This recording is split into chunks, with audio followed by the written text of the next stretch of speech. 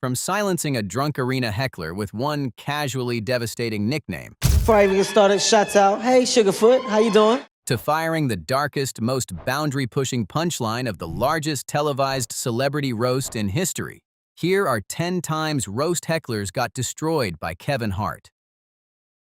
The Sugarfoot Shutdown. Starting at the foundation of Kevin Hart's entire roasting playbook. The moment in 2010 where one drunk audience member tried to derail the recording of his first major arena special.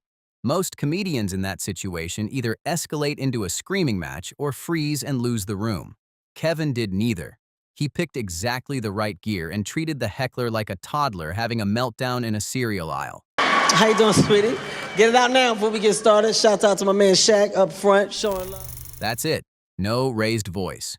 He calls a grown man Sugarfoot in front of thousands of paying customers, and the heckler's status drops to that of a cranky 3-year-old in real time. Kevin Hart's whole genius starts right here. He doesn't fight you on your terms. He puts you in a stroller. Snoop Dogg's retirement.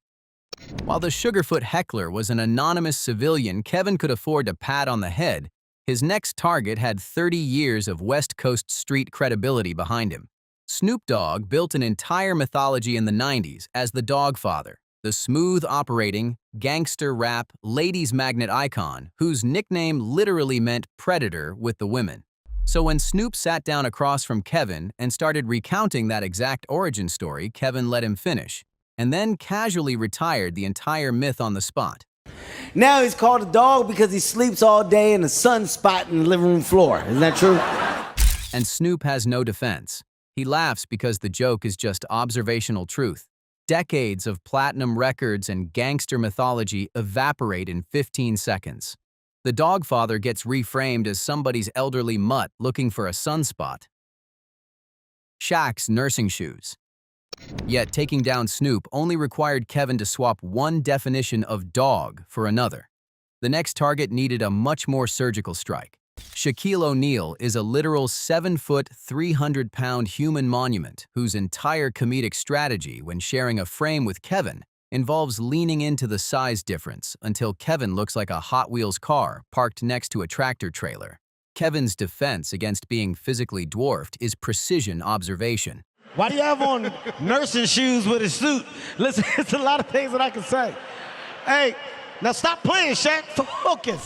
That's the entire strategy. Kevin can't out-tower a 7-foot Hall of Famer, so he ignores everything else and fires at the one objectively true criticism, that the most successful big and tall man on the planet just walked out wearing footwear designed for a 12-hour pediatric ER shift. Shaq can't argue with it, he just laughs and surrenders the bit. The Rock's hello.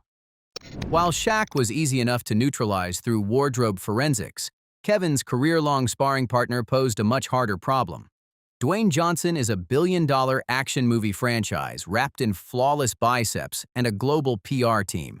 You can't roast his career, you can't roast his physique, and you absolutely can't roast his charity work. So Kevin found the one weakness no PR team on earth can scrub from existence. What's coming out of the man's mouth?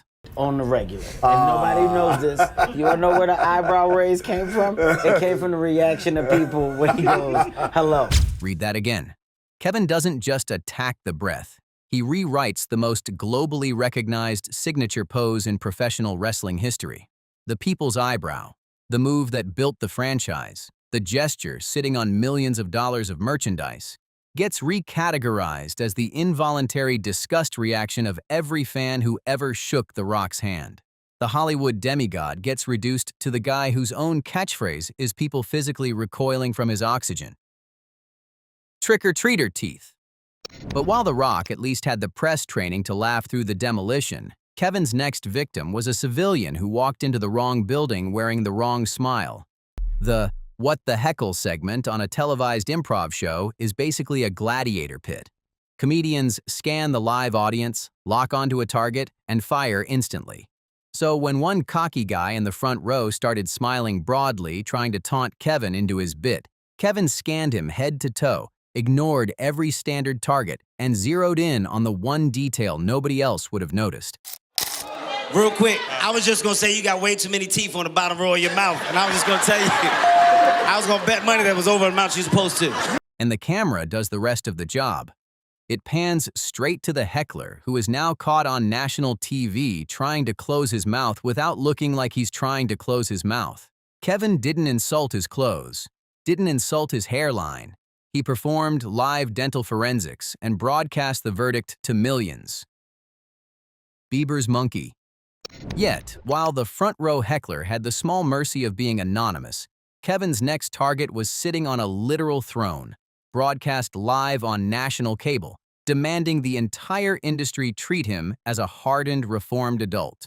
Justin Bieber's 2015 televised roast was supposed to be his image rehabilitation tour.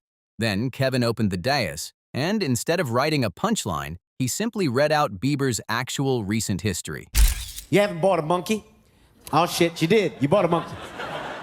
And there's no comeback for that. Kevin doesn't have to invent anything. He plays the bewildered older brother trying to reason with a man who genuinely smuggled a capuchin monkey through European customs and walked away from it. The reformed bad boy mythology dies on contact with the documented facts. Martha Stewart's ankle bracelet.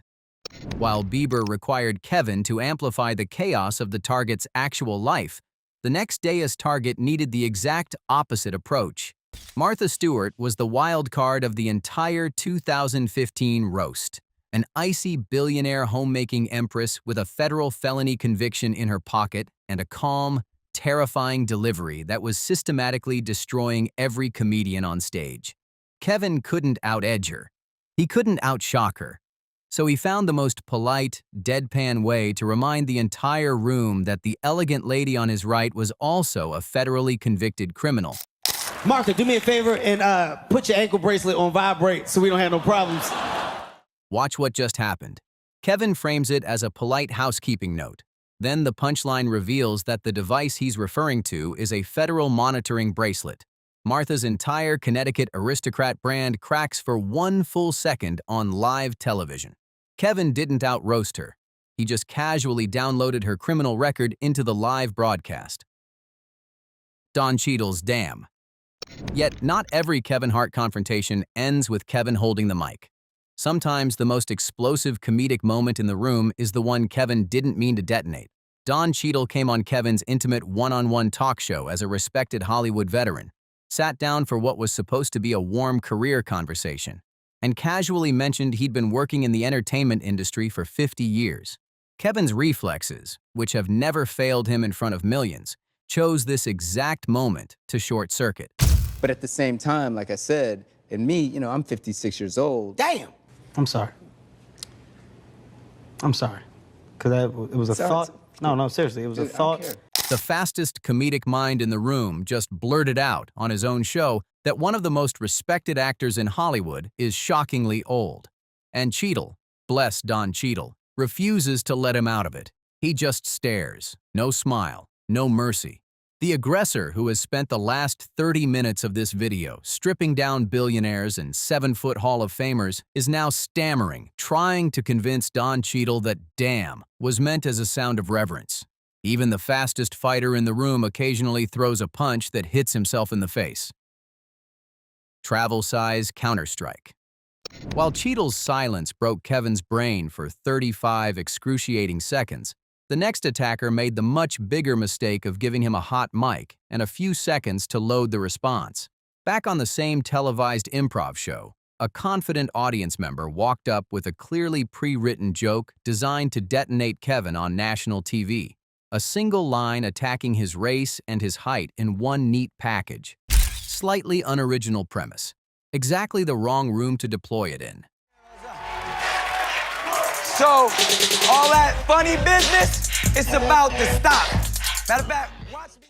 That is a scorched earth response. Kevin doesn't address the Chris Rock joke at all because acknowledging it gives it weight.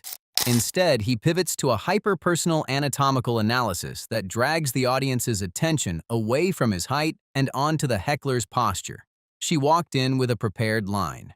She walked out as a televised cautionary tale. Tom Brady.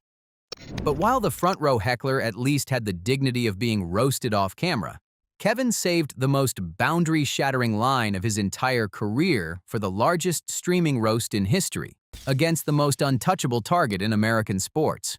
Tom Brady's 2024 televised roast was already 3 hours of unprecedented savagery. As the host, Kevin had to set the tonal ceiling for the entire night. He had to walk out and prove in one line that nothing was off-limits. So he reached for the most radioactive subject in the National Football League and did the unthinkable.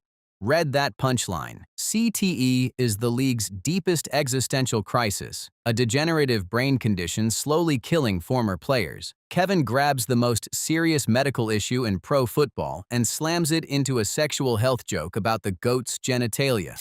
The room breaks. Every other roaster on the dais now knows the ceiling has been removed. That's how you set a tone. Find the line nobody is supposed to cross and pole vault straight over it, proving that no matter how big the heckler, how rich the target, or how famous the room, there's always one 5'2" boxer in deadpan ready to put them flat on the canvas.